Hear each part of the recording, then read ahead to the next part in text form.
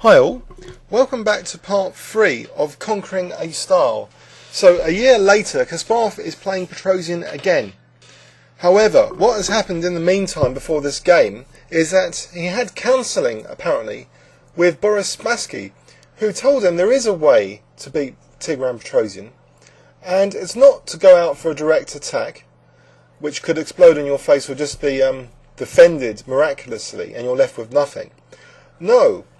Spassky recommended gentle but consistent pressure, akin to someone's balls being squeezed, but not both balls, just one ball being squeezed, just consistent pressure until Petrosian cracked. I was a bit surprised that Kasparov wrote this in this book, how life imitates chess. One would have thought from books like Kotov's Think Like a Grandmaster that chess is about candidate moves, but actually it really is a war game in many respects. Kasparov, argues that after like 50% of what most masters would play in most positions, the element of style comes in for the other 50%. And so we have here a clash of styles, whereas clearly Kasparov's style wasn't working in those first two games. So how was he going to use Spassky's rather abstract advice about squeezing Petrosian's balls? How is that reflected on the chessboard? What sort of opening would Kasparov play? Would he try and keep the pieces on the board? Would he try and go for another attack somehow, but just more consistent pressure? So we'll see now. This game was played in the Bugojno tournament of 1982. So Kasparov again playing white. I don't know why they keep giving Kasparov white against Petrosian, but apparently he was white again. He played d4, and Petrosian played knight f6, and after c4, Petrosian played e6. This time, Kasparov still plays knight f3, but Tigran here plays the immediate bishop b4 check. He's not going to wait for a3 from Kasparov. So he plays bishop b4, and Kasparov plays bishop d2. So he's not afraid to trade off black's dark-squared bishop.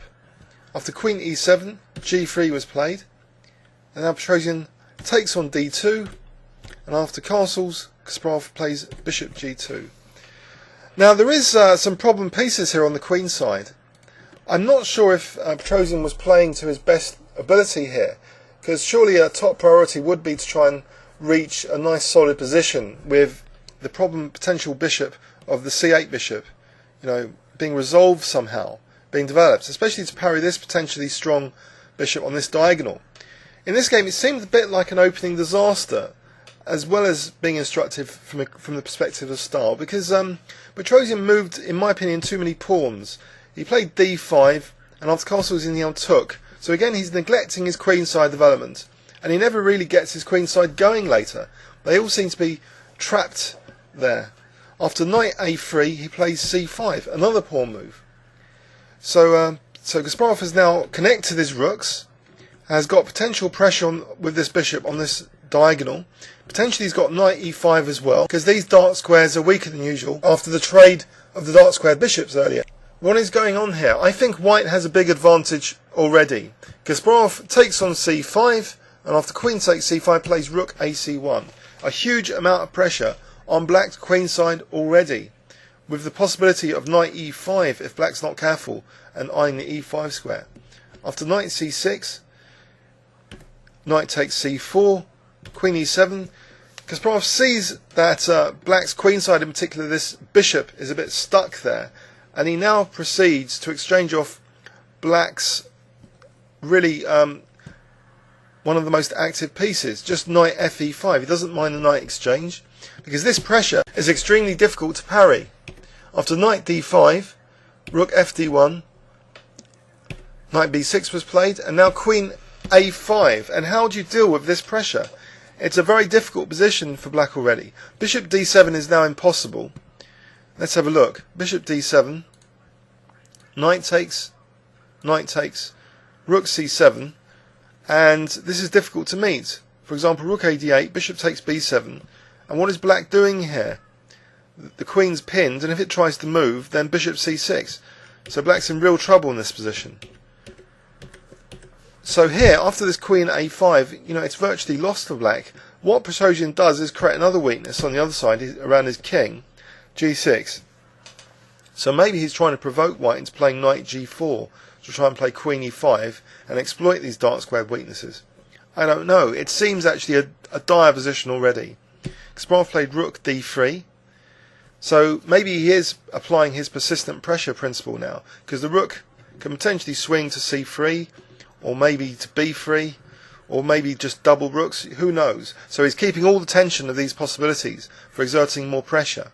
And black can't do a thing here to develop his queenside bishop.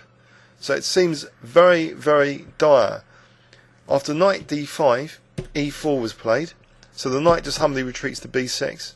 So it's as if Petrosian really isn't here in this game. He hasn't got any fighting chance, because he's just trapped on the queenside. His opening was a real disaster. Kasparov now played bishop f1. After rook e8, he now played rook back to d1. So again, asking black, what is he going to do? Petrosian has got nothing to do. He still can't develop any piece. Let's see, if he did knight d7, then rook takes c8 is crushing, that tactic. Because rook takes c8, rook takes d7. So Petrosian is forced to do a waiting move. He just plays rook f8.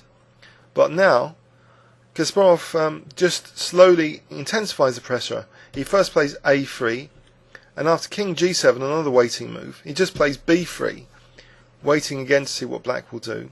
Petrosian just moved his king. He can't really do anything. And now a4 is played, rather sadistically. So what's the idea of this? Well, potentially, maybe the queen's going to move with an a5. So Petrosian here ventured out now with rook d8. Unfortunately, this fails because of queen c5. Petrosian had to resign here.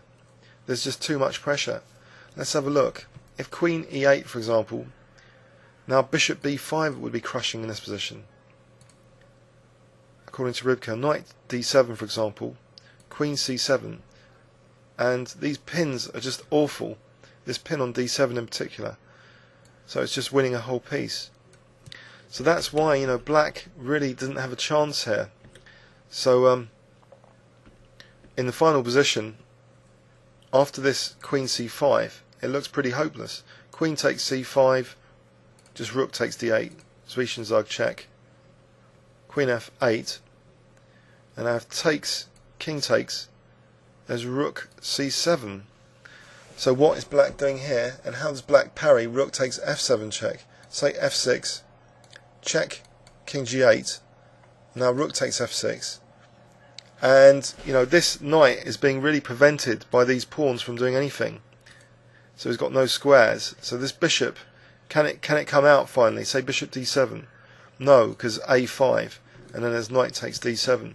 So maybe Petrosian had seen all this, and after queen c5 he just resigned. A painful positional gain, one which Kasparov didn't go for the king, but rather went for queenside pressure, enormous queenside pressure, such that Petrosian couldn't move a thing. I'm not sure if it's more to do with a disastrous opening, or destroying Petrosian's style, or maybe Petrosian just being 1 year older. All these factors maybe contributed to this game. Let's have a look in overview and summary.